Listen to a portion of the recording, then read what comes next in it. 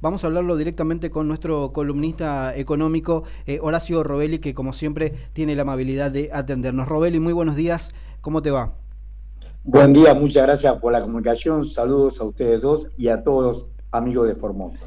Bueno, Robelli, 45 minutos habló el presidente, se refirió muy poco al presupuesto en sí, no dio mayores detalles, pero hizo un poco de catarsis monetarista, ¿no? Y liberal, ¿no? Explicaba prácticamente cómo funciona todo esto. Habló también de la fuga de capitales, la importancia de salir de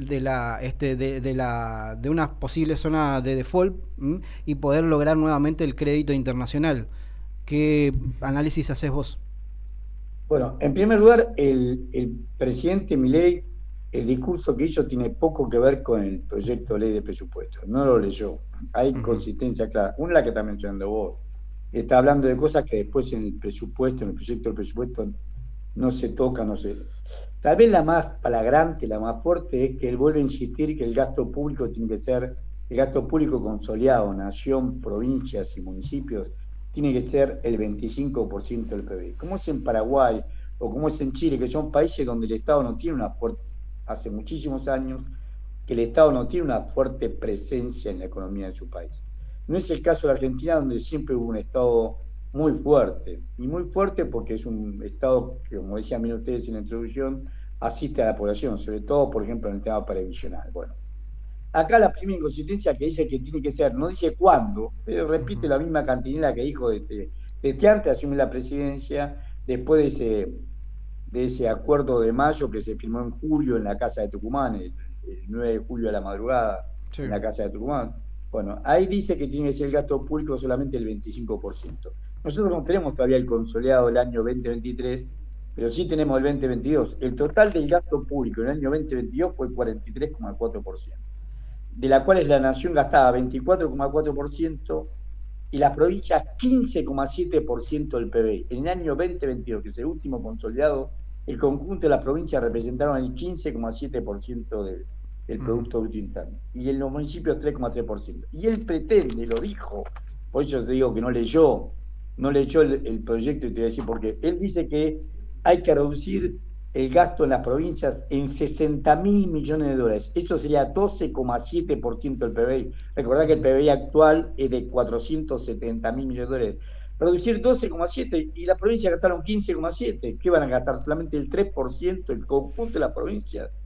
Muchas de ellas Ujú. tienen sistema previsional propio, la obra pública, los empleados públicos, solamente 3% del PBI. Totalmente inconsistente y totalmente fuera de lugar. En cambio, en el proyecto no dicen eso. En el proyecto reconocen que hubo una fuerte disminución de transferencias, tanto automáticas que la coparticipación y aquellas provincias eh, que tienen sistema previsional propio, también la coparticipación previsional, por la caída de la recaudación. Reconocen caída de la recaudación y Ujú. por lo tanto le distribuyeron menos a las provincias. En realidad le distribuyeron aún menos porque con la coparticipación es automática de verdad, lo hace el Banco de Nación. La previsional pasa Ujú. por el ANSES, con lo cual existe cierto atraso. Pero reconoce esto y le dice que va a aumentar una poca partida que aumenta fuertemente en el presupuesto 2025 la transferencia a las provincias. Infiero, y acá sí vuelvo al discurso de él, aumenta un 77%. Como dijiste vos, la inflación que ellos ponderan para el año que viene va a ser solamente 18,3%. Pero dice la transferencia de la provincia 77%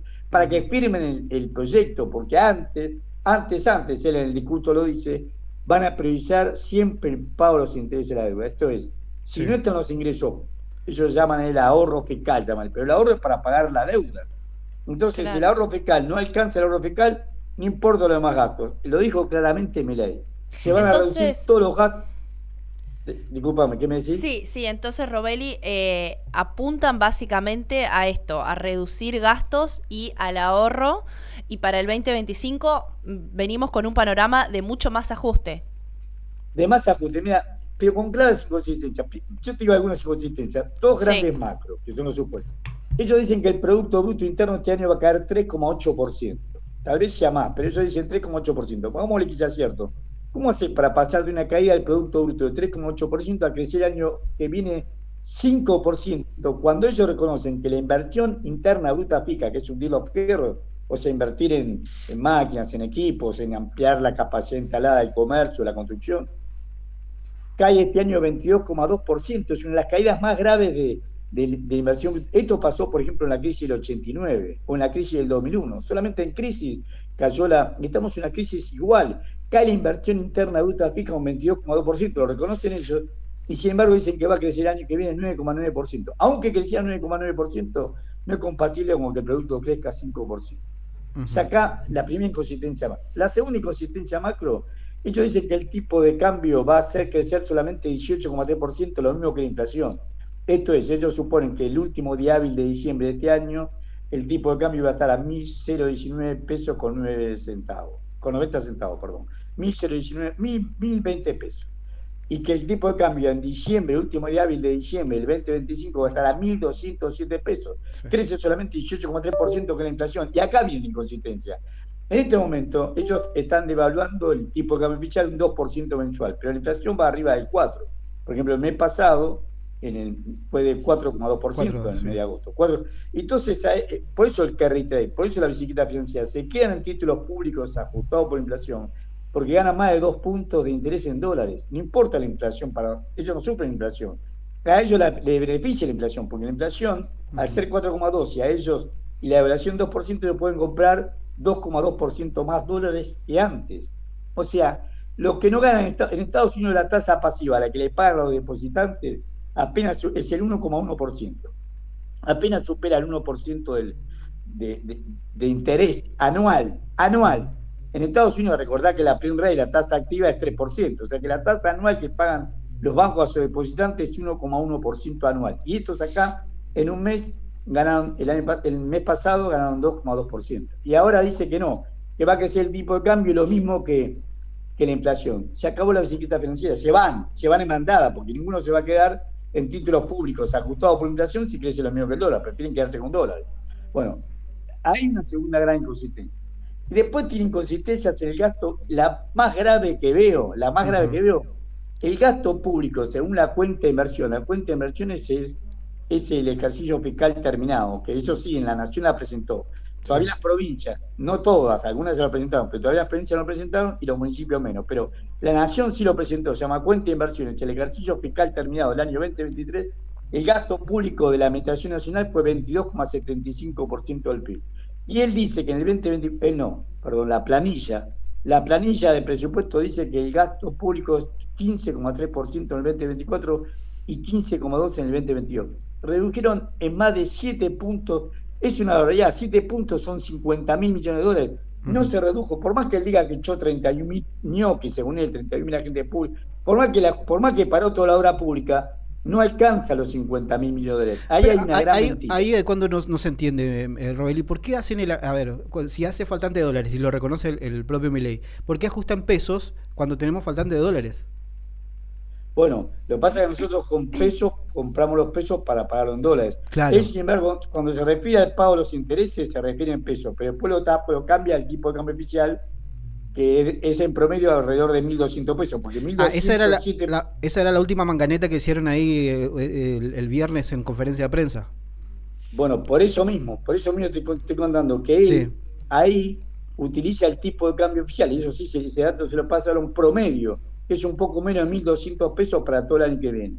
Por eso, pero aparte acá hay otra contradicción. Ellos dicen que van a tener un resultado primario positivo, o sea, antes de pagar los intereses de la deuda, del 1% en el 2024 y el 2025. Y que a su vez van a pagar de interés la deuda 1,5% en el 2024 y 1,3% del PBI, menos todavía en el 2025. Ahí están planteando claramente esto es posible si hay una reestructuración de la deuda. O sea, que no solamente necesitan recibir nuevos créditos para terminar este año y el año que viene, sino que aparte que le reperfilen, como diría Hernán Lacunza, o sea, que lo cambien y permita pagarle menos intereses, que vayan amortizando el capital en más tiempo y que a su vez paguen menos intereses porque le permite y alargar los plazos. Vos la única forma que tenés para bajar los intereses es alargar los plazos. Entonces, bueno, te cobro menos intereses, pero en vez de pagármelo en 10 años me lo pagás en 20. Ahí está planteando implícitamente una reestructuración de la deuda pública. Esto viene también de la mano de lo que fue la salida de Valdés del Fondo Monetario Internacional, ¿no? Por lo menos le da un poquitito de respiro. ¿Viene por ahí la cosa? Mirá, seguro. Acordate que los acreedores son dos. Por un lado son los bancos, lo que era la DELIC, ahora son títulos de deuda del Tesoro Nacional, o sea, son títulos de deuda tuyo, mío y todo lo que están viendo o escuchando. Son títulos de deuda del Tesoro Nacional y esos títulos quedaron en el banco. Hoy el principal financista del Estado Nacional es el Banco de la Nación Argentina. Casi el 75%, 75% de los depósitos que capta el Banco Nación en todo el país se lo presta al Estado en estos títulos públicos. Tiene títulos públicos por casi el 75% de los 7,5 de los depósitos que captan. Nunca Lo había que una se llama proporción así. deuda interna. Deuda interna. O sea, eso por un lado. Y con respecto a la deuda externa, lo Sí. tienen los grandes capitales que ya los conocemos, Sí, ya lo conocemos. BlackRock, Vanguard, Fidelity, Pinco, Gramercy, Greylock, donde se puede trabajar Sergio Massa. Todos ellos tienen influencia porque son de Manhattan, todos ellos tienen sede de Manhattan.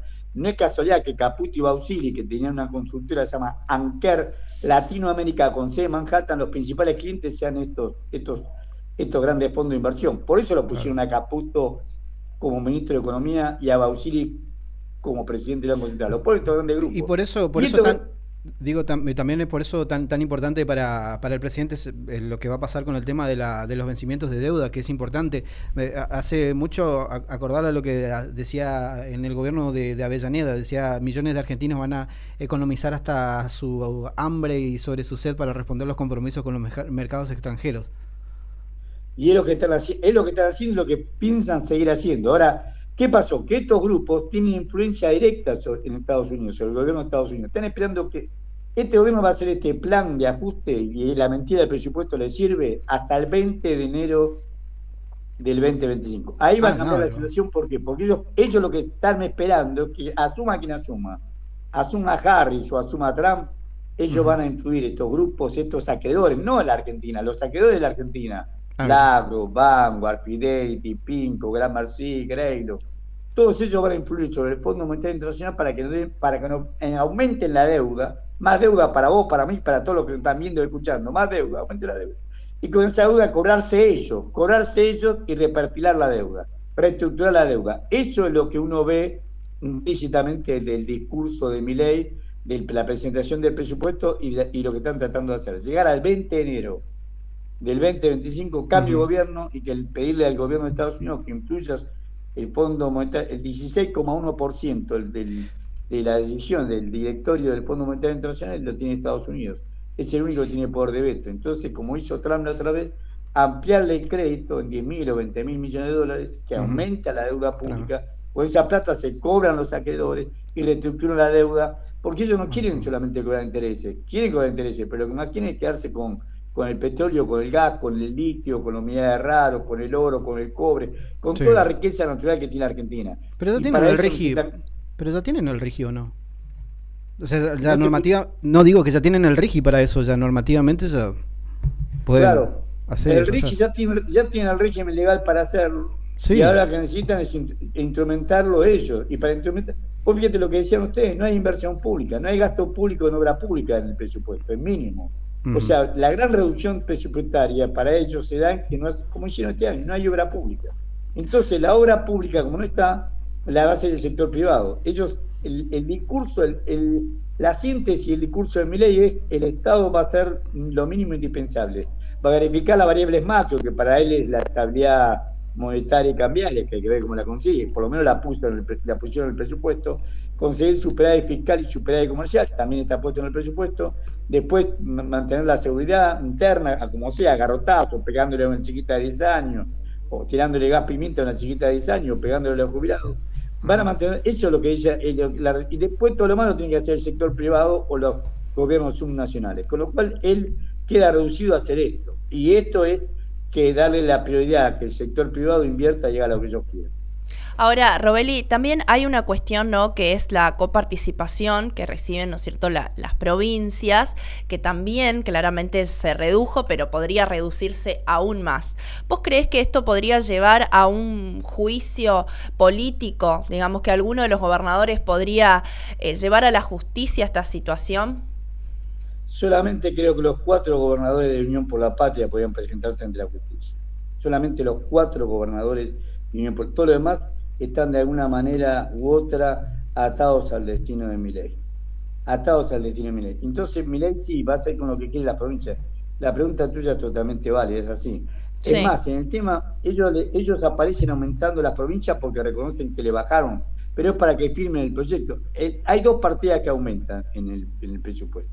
sí. Una, las transferencias a las provincias, las transferencias no automáticas, porque reconocen que este año, ellos lo dicen en el proyecto, que en el 2024 cae en términos de reales un 14,5%, de fraccionado un 14,5%. O sea que las provincias recibieron en conjunto un 15% menos. Por supuesto, las más perjudicadas son las que están gobernadas por partidos opositores al gobierno, que son las 4 provincias administradas por Unión por la Patria. O sea, le reducen 14,5. Entonces le van a compensar el año que viene con un aumento nominal del 77%. Pero ¿a qué queda supeditado? A lo que él dijo. Si los ingresos se caen y se van a caer, porque el PBI no va a crecer un 5%, si el ingreso se cae, vamos a reducir los gastos. La única manera que cumplan es que los ingresos crezcan como establezcan ellos y que el producto crezca un 5%. Si esto no se cumple, entonces esto que está escrito ahí, de que le van a aumentar las partidas en términos nominales, un 77%. La otra partida que aumenta es al Ministerio del Interior porque están las elecciones. Son las únicas dos partidas que crecen del presupuesto 2025.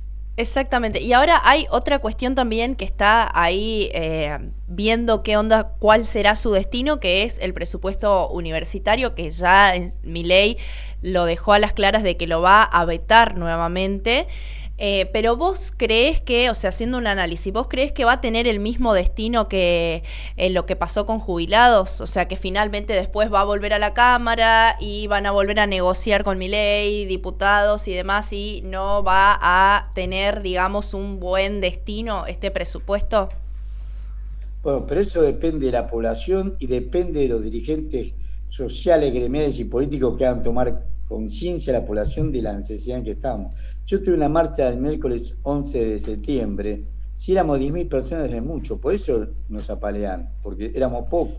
Si hubiéramos Claro. sido 100.000 personas, como fue el caso de los universitarios, que juntaron más de 100.000 personas en la calle, bueno, ahí la cosa sería distinta, pero no juntamos ni 10.000. Bueno, acá en este caso, yo no sé qué van a hacer. Yo soy docente universitario, en realidad hace 40 años que enseño en la Facultad de Ciencias Económicas, hace 25, pero sigo enseñando en la Facultad de Ciencias Sociales y hace 13 en la Facultad de Derecho. Vivo de la docencia universitaria. Nos ofrecieron de aumento un 4%. Nos habían dado un aumento del 15% en marzo. Desde diciembre, cuando se fue el gobierno anterior, nos ajustó y más el aguinaldo, pero después nos dieron solamente un 15% en marzo. No nos dieron nada en junio, que era el acuerdo que iba a ser cada 3 meses. Sí. Nosotros no tenemos paritaria porque dependemos de lo que decía la Universidad de Buenos Aires. La universidad depende, y las otras universidades lo mismo, depende de lo que le transfiere a la nación. ¿Quién se queja de la Universidad de Buenos Aires? Que la nación no le transfiere. Entonces, como no transfiere, no nos paga, o nos paga Claro. lo mínimo. Recibo el mismo sueldo en agosto, recibí el mismo sueldo en agosto que en marzo. Y Claro, no esto es, hubo un... nos ofrecieron solamente el 4%, por supuesto lo rechazamos. No sé cómo va a terminar todo esto. Yo creo que habría que hacer una gran convocatoria y esperemos Claro. que sea como la otra vez. Pero si esto no pasa, él va a seguir con lo que está escrito en el presupuesto, o sea, no darnos nada. Nos quieren Lo ajustar lo mínimo mismo que con la indispensable. inflación. Lo mismo que con la inflación, para todo el año que viene. De este año ya está cerrado. El Sí. Pero año que no, viene, pero vos el año que viene ¿no sentís que le preocupa un poco lo del tema de la inflación, que tocó su piso, que no va a bajar más del 4%? La inflación núcleo también está mostrando algún tipo de incremento que le preocupa en este sentido al gobierno. Por eso te digo que es inconsistente, porque ellos están diciendo que la inflación va a ser de acá a fin de año un 2% mensual. Si la inflación acumulada de agosto es 94,8%, ellos suponen que cierra este año con 104%, y Sí. 94,8% para dar 104% al fin de año, tiene que crecer al 2% mensual. Y lo mismo quieren No, hacer el año que viene. El año que viene menos, porque te ponen 18,3% para mucho todo el menos. año. O sea que están pensando en una inflación de 1,4, 1,3% mensual promedio. No, es una burda mentira. Por eso te digo, es inconsistente. El proceso inflacionario que están diciendo es inconsistente con lo que está pasando. Ujú. ¿Y qué pasa si el Congreso no le vota el presupuesto?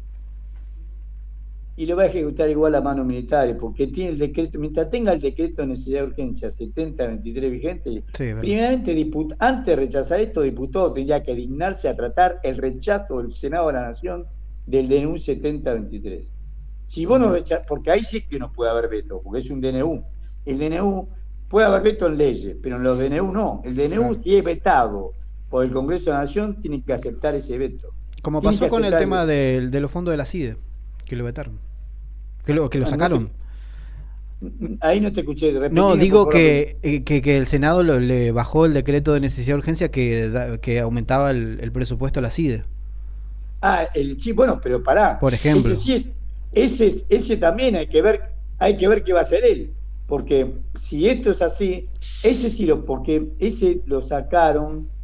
También lo sacaron por decreto de necesidad de urgencia. Ahí no Sí. sé cómo se llama. Por ahí se amparan el decreto. Lo que pasa es que puede ampararse el decreto de necesidad de urgencia 7023 para que siga vigente el de la provisión de los servicios de inteligencia. Puede basarse, habría que verlo. No sé legalmente, no soy abogado, pero Claro. hoy lo que le permite hacer toda esta barrabasada que hace es por el decreto de necesidad de urgencia 7023. Por eso habría solamente rechazando Y por la ley de bases, anulando, porque si lo derogás queda vigente todo lo que hizo. Anulando el decreto de necesidad de urgencia 7023, podés llegar a arrastrarlo más. Podés entonces hacer que funcione la derogación del decreto que le dio plata a la CIDE de 100.000 millones de pesos, 100 millones de dólares. pero la Bueno, facultad la facultad delegada no estaba en la ley de bases, pregunto.